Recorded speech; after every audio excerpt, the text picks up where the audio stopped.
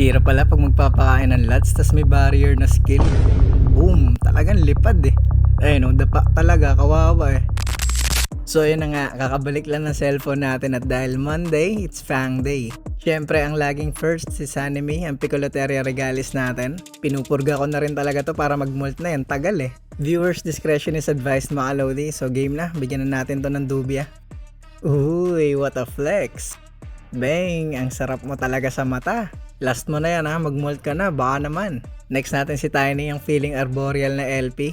Lasang tama nito eh, no? Lagi nasa taas eh. Talatang gusto magpakitang gilas eh. O ito na, dubya mo. Di natin ididikit sa kanya, papakamutin lang natin sa kahoy, mararamdaman naman niya yan eh. O di ba? Panis talaga, napakatindi. At syempre pag matindi, may slow-mo replay dapat. Eh no, masyado kasi mabilis eh.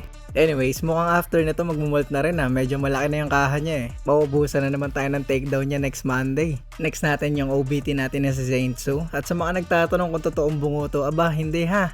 Feeling ko iniisip niyo pumunta ako ng sementeryo tapos bumungkal para lang maging class caping ng ganito eh. Anyways, bigyan na natin to si Zainsu. Isa pa tong mabilis eh, kaya super worm bibigay natin sa kanya. Pag lats kasi napuputol pa, nadadala niya sa loob eh. O ayan na siya.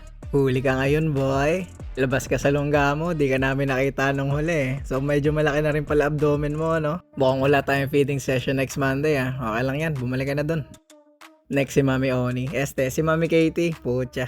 So hanggang ngayon di pa rin siya nag-release ng egg sac. Binalutan ko na to ng telang itim, wala talaga. Laki na ng abdomen pero mukhang kinukulang pa kasi. Tagal na din simula nung huling kain na ito ah. Try ko na lang pakainin, tapos babalutan ko ulit. Pag nag-molt, edi nag-molt. Pag nag-lay ng egg sac, edi very good. Ayun no, gutom pa eh. Talaga naman. Huling sulyap muna kay Mami Katie ulit bago balutan. Isang buwan mahigit din nakasali sa video yan eh.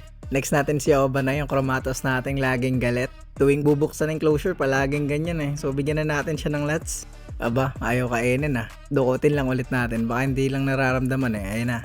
Lapit lang ulit natin sa kanya. Yun, kaya pala ayaw kainin. Lakas ng puwersa, ayun no, taob. So inintay ko lang siya bumalik muna sa longga niya, no? Tsaka natin bigyan na lang ulit ng pagkain. Ayun, nahiya na din na lumabas. Nga pala, baka this week try na natin gawa ng enclosure si Obanay. Next, try natin si Rengoku. Brachypelma Baymay natin. Ayan no, nagpi-feeling arboreal din ah. Tumatanong ka din ba? Testing nga natin.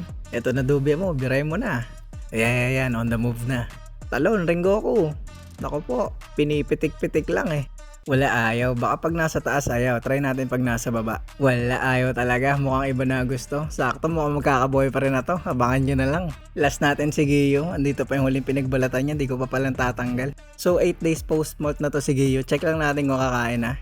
Ayun, lumalabas na pa ah. Ano na Giyo, ayaw pa kumain? Wala eh, ayaw pa din eh. So yan na lang din muna for the day mga Lodi. Bye-bye!